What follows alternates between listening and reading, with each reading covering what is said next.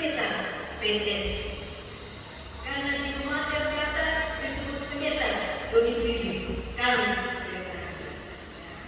Kira-kira begitu Bapak Ibu yang boleh saya sampaikan. Dan saya ingat waktu saya di jemaat dulu pelayanan, ada seorang ibu yang datang kepada saya dan dia menjelaskan tentang kehidupannya bahwa ia ada dalam tekanan karena berbagai masalah dan membuat dia menderita. Lalu bukan saya tersentuh ketika dia katakan begini, pendeta, kita sebenarnya yang tidak sanggup hadapi ini penderitaan. Karena itu kalau kita hitung-hitung tiap hari kita berdoa itu 10 kali, bahkan 10 kali di Facebook pendeta. Kita sudah tahu kamu ini apa. Bayangkan tiap hari saya ulangan 10 kali dia berdoa. Kita tersentuh, kita begini deh. Ketika pendeta berdoa makanan kan, bangun tidur, sebelum tidur makan 3 kali, 5 kali. Kalau kita bimbing ibadah, taruhlah 3 kali. Taruhlah sampai 10 kali. Dia tujuan itu berdoa dari kita. Sampai kita tersentuh waktu itu. Aku dapat pencerahan berdoa banyak kali begini. Kita tambah, kita beda waktu doa dengan Tuhan. Karena benar, doa itu adalah kekuatan sangat penting dalam kehidupan kita. Seberapa penting saudara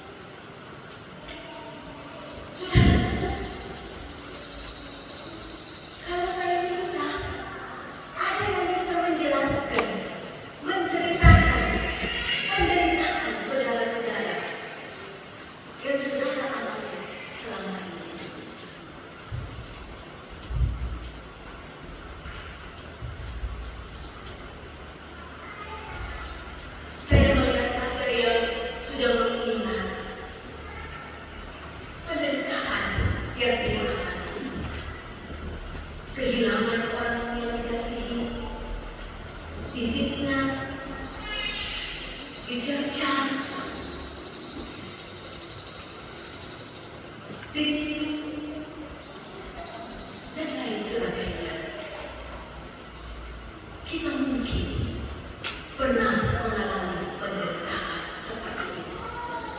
Dan kita tidak kenal penderitaan.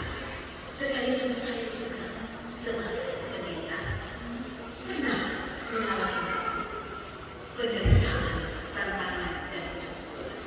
Tetapi firman Allah mengatakan, saudara-saudaraku, penderitaan saudara, penderitaan mereka, penderitaan tokoh-tokoh Alkitab, penderitaan para rasul, sekalipun mereka telah martir, ada yang menderita, tangan mereka dipotong, kepala mereka dipotong, keluarga mereka dipisahkan, berbagai penderitaan yang kita alami. Firman mengatakan, penderitaan saya dan saudara-saudara berbeda dengan penderitaan Yesus Tuhan kita. Tidak, saudara-saudara. Mari kita lihat, saudara-saudara, bagaimana Yesus mengalami penderitaannya. Markus pasal 14 ini, saudara-saudara, diceritakan bahwa di Taman Getsemani ayat 33. Dan ia membawa Petrus, Yakobus dan Yohanes sertanya. Ia sangat takut dan gentar. Takut dan gentar. Anak saya pernah mengatakan, "Ma, kenapa takut?" Ada lihat film itu kan, ada foto. Waktu lagi gelap, ada lampu. Anak saya lagi berkata, "Mama, mana? Baru mati lampu ya, kita takut di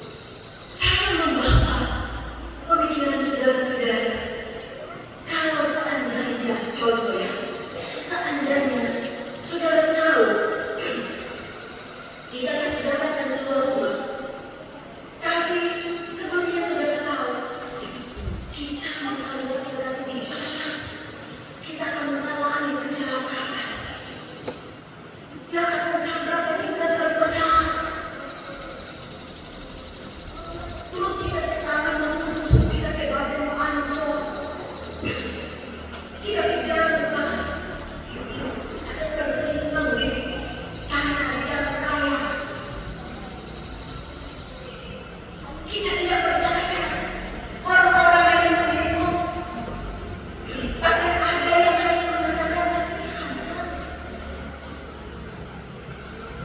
Seandainya saudara sudah tahu saudara akan mengalami hal seperti itu, bagaimana perasaan saudara? Apakah saudara akan keluar rumah? Jangankan seperti itu. Misalnya saudara juga sementara jalan, kemudian saudara lihat peristiwa kecelakaan yang sangat-sangat tragis.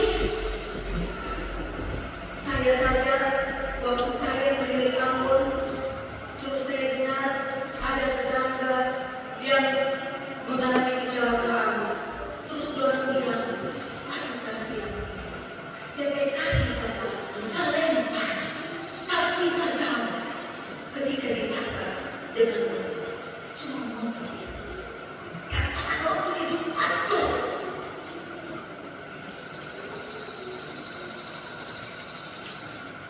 Yesus, Tuhan saya dan saudara ada dalam posisi ini.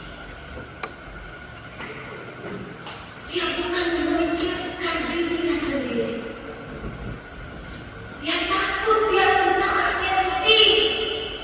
Karena memikirkan peristiwa sangat itu, kematian itu, bila dialami oleh manusia. Dipukul, disiksa, dihina, dicampur.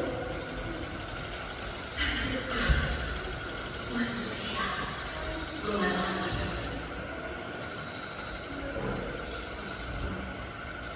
Yesus menderita dengan ketakutan itu, kesedihan dan kegentaran hatinya. Tetapi dalam situasi itu, apa yang Yesus lakukan, saudara-saudaraku? Alkitab menceritakan. Ia malu sedikit merelakan diri ke tanah dan berdoa. Sekiranya mungkin saat itulah menghadapi penderitaan, hal pertama yang Yesus katakan, berdoa. Ia ceritakan kepada manusia. Dan selanjutnya ayat 36. Dalam doa, dalam cerita yang harmonis dia sampaikan kepada Bapa, hal yang menarik di sini dikatakan, ya Allah, tidak ada mustahil bagimu. Ambillah cawan ini, ambillah cawan ini, saudara. Cawan seperti gelas kan, canggih. Kalau kita melihat satu pertemuan ada berita katakannya, cawan ini adalah tanda. Sambil merupakan anggur, ini yang diangkat kan, cawan seperti itu. Dalam Alkitab cawan ada dua arti, menunjuk pada berkat dan bukan. Tapi dalam Markus ini cawan lebih mengarah pada bukan. Yesus berdua meminta, ya Bapa, kalau boleh ambillah cawan ini.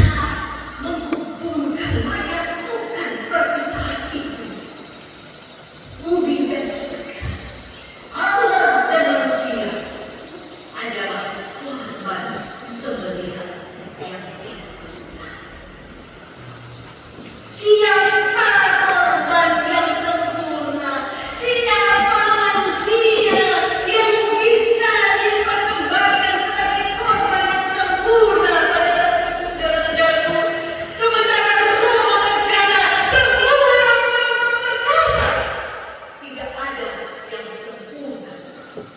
Hanya Yesus saja yang dihadirkan sebagai manusia sejati, yang sempurna bisa memulihkan hubungan Bapa dengan Anak, hubungan Allah dengan manusia, hubungan surga dan bumi. Yesus. Namun ketika Yesus memikirkan, oh sebenarnya dia tidak sanggup terpisah dengan Bapa yang di surga. Selama ini hubungannya dengan Bapa di surga begitu harmonis. Bapa begitu mengasihi Yesus, Yesus begitu mengasihi Bapa. Tetapi dengan peristiwa salib, dia akan merasakan keterpisahan dengan Bapanya yang sungguh baik. Dengan peristiwa salib, dia akan merasakan bagaimana Bapanya yang tercinta akan meninggalkan dia. Dan itu benar, dan saudara, ketika Yesus disalib, dia berkata kepada Bapa, Eloi, lama sabachthani. Anakku, mengapa engkau meninggalkan aku? Dalam posisi ini, menjalani penderitaan ini sebenarnya membuat Yesus tampak sedih dan gentar. Memikirkan keterpisahan dunia dan surga, manusia dan Bapa di surga. Dan karena itu doanya melanjutkan. Namun, bukanlah kehendak, tapi kehendak pula terjadi.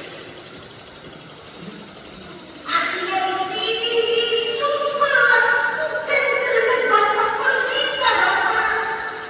Dia menjalani penderitaan itu dengan setulus kasih, bukan dengan terpaksa. Saudara, orang menjalani masalah penderitaan dengan kasih, dengan tulus, maka itu menjadi berkat. Itulah maksud jalan yang kedua.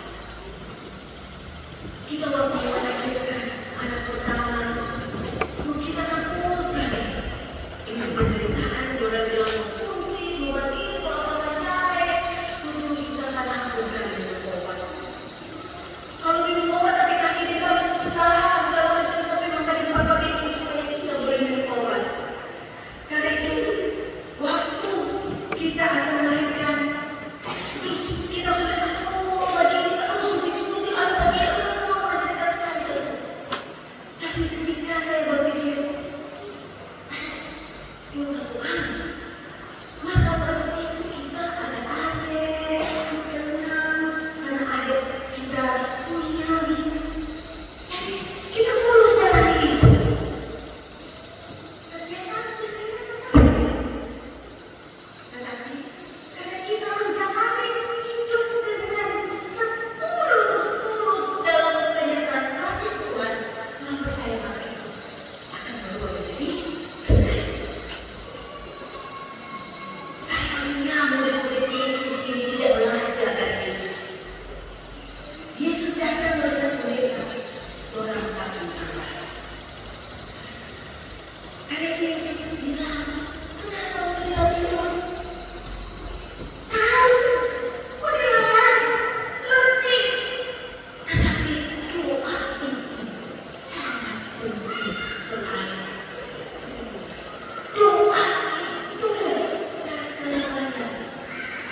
Memang ada kan, kalau sekali kan, bukan karena itu kan, kalau orang lelah, untuk orang mau lagi kaya di tempat syafaat, kan tidur loh.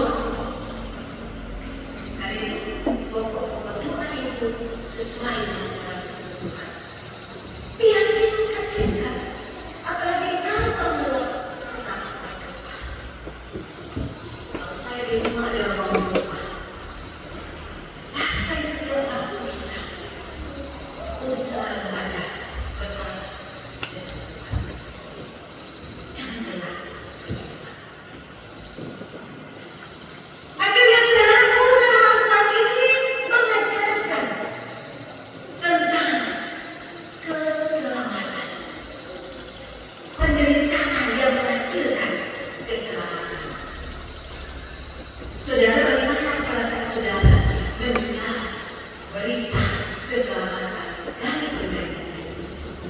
Bagaimana perasaan saudara? Nah, kita lihat ada luar biasa.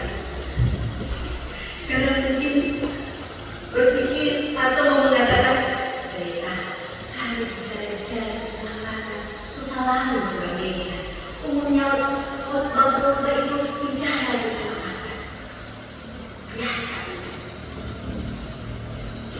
Firman dikatakan, saudara-saudaraku, berita ini keselamatan yang Yesus buat bukanlah hal yang biasa, tetapi hal yang luar biasa. Luar biasa, saudara-saudara. Jangan menjadikan hal ini, keselamatan itu, sebagai hal yang biasa. Tetapi ini menjadi sangat luar biasa.